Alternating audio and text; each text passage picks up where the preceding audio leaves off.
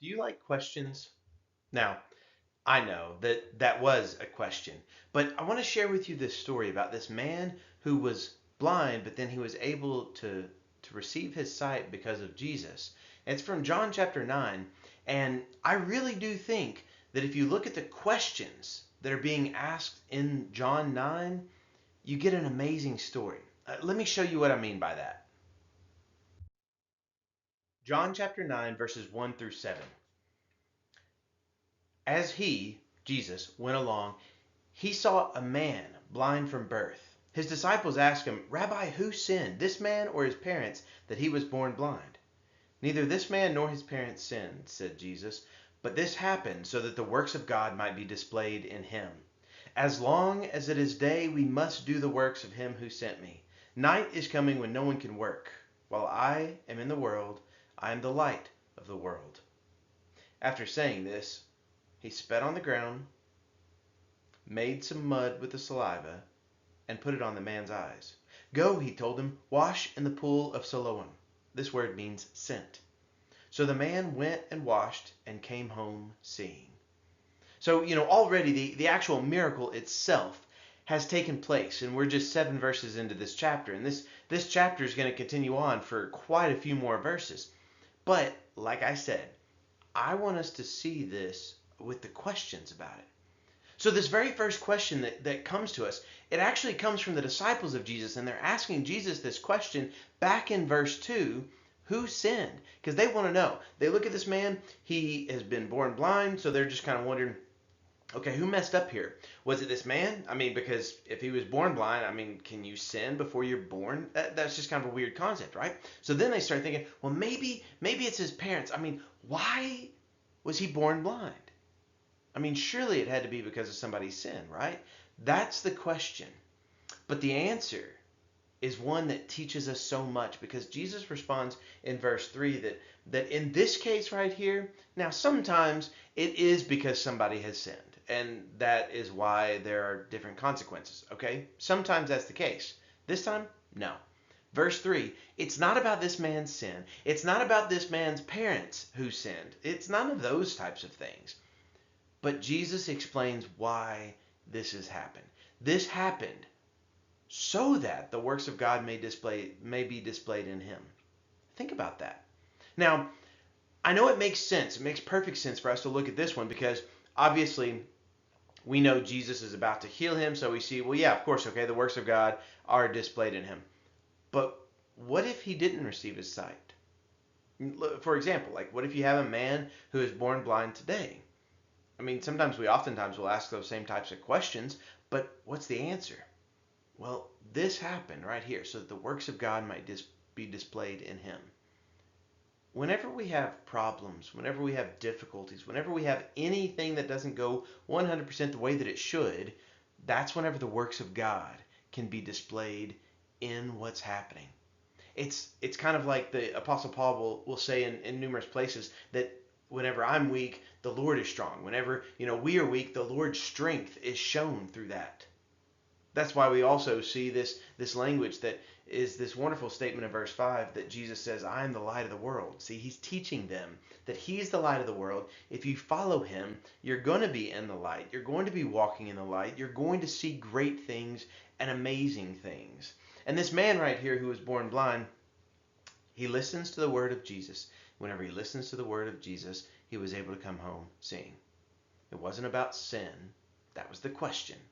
But the answer was so that the works of God might be displayed in him. But the story continues on. Like I said, there's a whole lot more to it.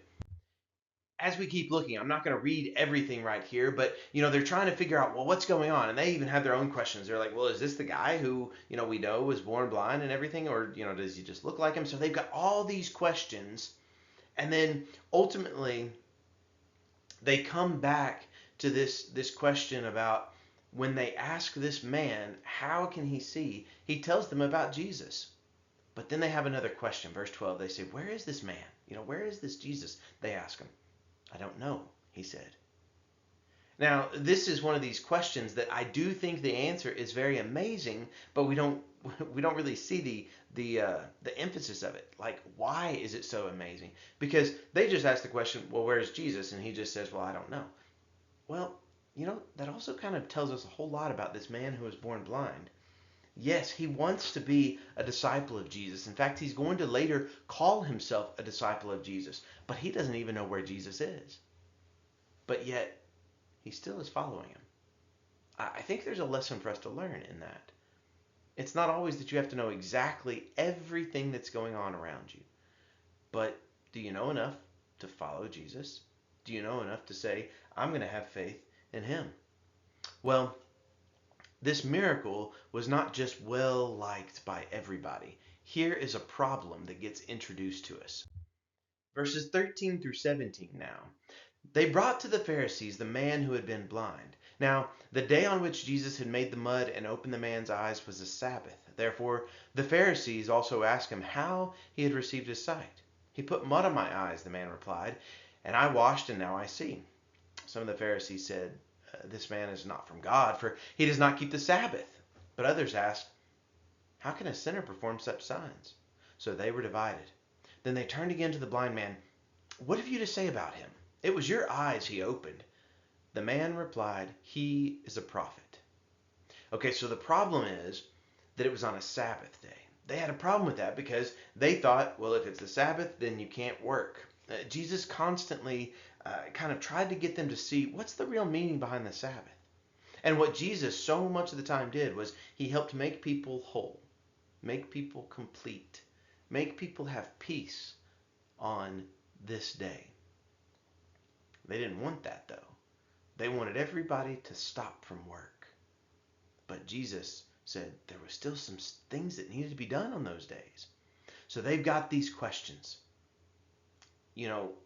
Where does this man come from? Is he from God? If he's a sinner, then how can he do these signs? They've got all those questions. And then the question I really want us to pay attention to in verse 17 is this. What have you to say about him? It was your eyes that were open. What do you have to say about him? That's a good question. What if you were asked that question? What do you have to say about Jesus? Whatever he might have done for you in your life, what do you have to say about him? Because he's impacted you, right? I mean, probably he's already impacted your life. What do you have to say about him? This man, right here and now, at this point in the story, he already says he is a prophet. No question about that. The story continues. And if you keep reading and find out they still don't really believe him, then they start bringing in the man's parents. They start questioning him, trying to figure out what's going on. And they start asking these parents all these questions. And look at how they respond. The parents respond. Now, I don't know that this is so much a question that's going to frame this part, but it's so shocking to me. I think that we just need to read it. Verses 22 and 23. His parents said this because they were afraid of the Jewish leaders, who already had decided that anyone who acknowledged that Jesus was the Messiah would be put out of the synagogue. That is why his parents said, he is of age, ask him. So when they start asking, when the Pharisees start asking his parents just say, look, he's of age, ask him, and they just kind of push it off. But we see here, why did they do that? They did it because they were afraid. They were afraid because there has already been this threat that anybody who speaks highly about Jesus, that Jesus truly is the Messiah, they would be put out of the synagogue. They were afraid. And they didn't stick up for their son right here. That's why they just said, well, he's of age, ask him. They push it off on him. Well, apparently, that threat about being put out of the synagogue, just remember that that was a threat there, because we're going to see it show up a little bit later. But there's still a little bit more. These Pharisees still don't know what's going on. They're still trying to get to the heart of it. So now we get in verses 24 through 27. A second time they summoned the man who had been blind. Give glory to God by telling the truth, they said. We know this man is a sinner. He replied, whether he is a sinner or not, I don't know. One thing I do know.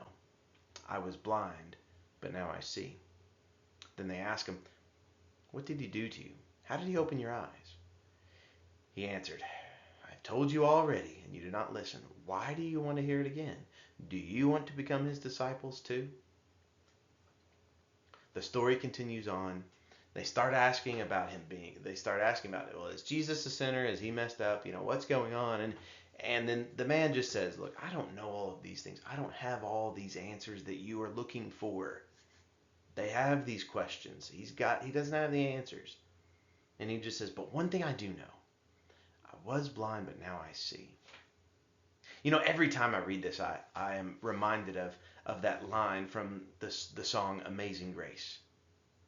I was blind, but now I see.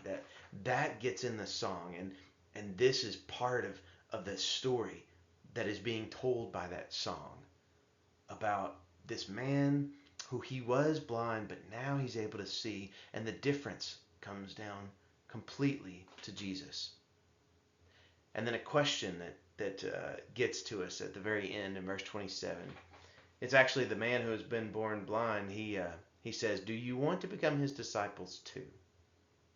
Now that question already tells us that he himself is a disciple of Jesus. He considers himself a disciple of Jesus. And now he's asking him, "Do you want to become a disciple too?" Is that why you keep asking these questions? Well, they get a little upset about that. So what they say is they start complaining. They say, "Look, you're this man's disciple. We're disciples of Moses. We know about Moses. We know where he came from. We know what he was about. But this man, we don't know anything about him."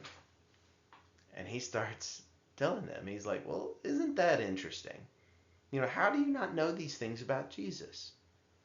Well, they didn't know these things about Jesus because they didn't care to be his disciple. They didn't care to do their research. They didn't take the time. Can we learn a lesson from that? They were so much about being a disciple of Moses that they overlooked what God was doing in their day. I hope the same thing won't be stated of us.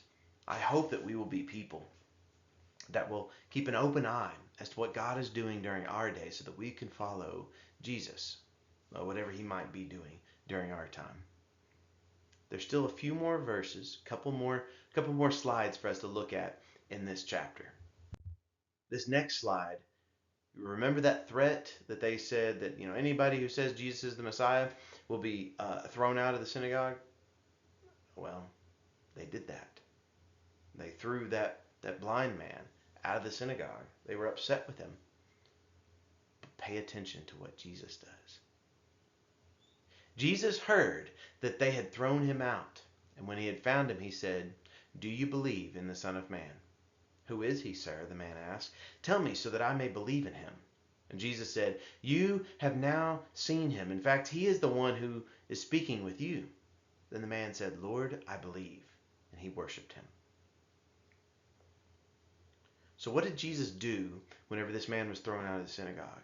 He found him. Now, I also kind of think about these images, about the next chapter is going to be speaking about how Jesus is the good shepherd. And the good shepherd, he goes after his sheep, right? He seeks those who have been thrown out in this case.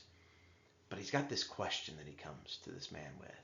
And the question is, do you believe in the Son of Man? And this man, he obviously doesn't know a whole lot about following Jesus.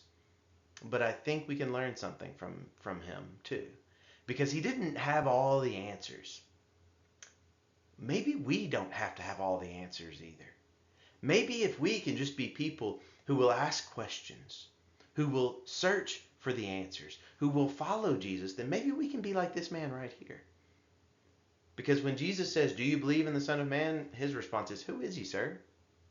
But then he follows it up and he says, "Tell me so that I can believe in him." He wants to believe. He longs to believe. He just doesn't have all the answers. But Jesus is there helping him along the way. I think the same thing could be stated for us.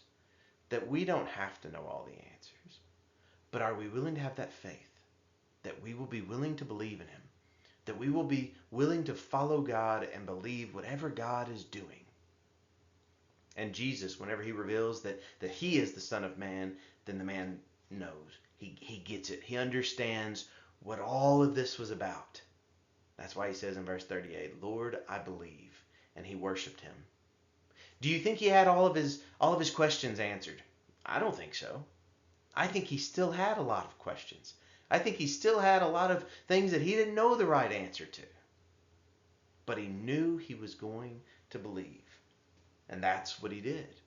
He believed. He believed in Jesus. This man who once was blind, but now he's able to see. And Jesus takes this as an opportunity and he teaches something. Yes, and it's one of these kind of confusing teachings of Jesus, but I love it though too. It's very important because he describes that he came for judgment. Now I know that we don't always like to think and to teach about Jesus being judged, but look what Jesus said in verses 39 through 41. Jesus said, "For judgment I have come into this world, so that the blind will see, and those who see will become blind." Some Pharisees who were with him heard him say this and asked, "What, are we blind too?" Jesus said, "If you were blind, you would not be guilty of sin, but now that you claim you can see, your guilt remains." And with that, the story ends. It's kind of an odd ending, but I think there's some lessons for us too. This judgment that Jesus has brought, he says his whole purpose and what he was doing is so that the blind will be able to see, but then he says so that those who see will become blind. What does he mean by that? The answer can be found in this conversation with the Pharisees. Because the Pharisees, they've got their own questions. They're like, "What, are you saying that we're blind too? What's going on?" And Jesus says, "Look, if you were blind, if you did need my help, I would help you. You would not be guilty of sin. But now you claim that you can see. You claim that you're all right. And because of that, your guilt remains." They apparently were overstepping their boundaries, overstepping their statements, and believing that they didn't need help, believing that they did not need Jesus. They asked Jesus the question, "Are we blind too?" I think that's a good question for each one of us to ask ourselves. Are we blind too? Because if we are blind, then we're not going to be guilty of sin. But if we claim that we can see, then our guilt remains. Are we willing to accept the help that Jesus is offering? Are we willing to do whatever Jesus says? I mean, Jesus, he made mud and he put it on the man's eyes and he sent him to a pool. None of that makes sense, except it's what Jesus was doing. If we're willing to follow Jesus, who knows what we might see, maybe we can say the same thing that this man says right here. He says, "I was blind, but now I see."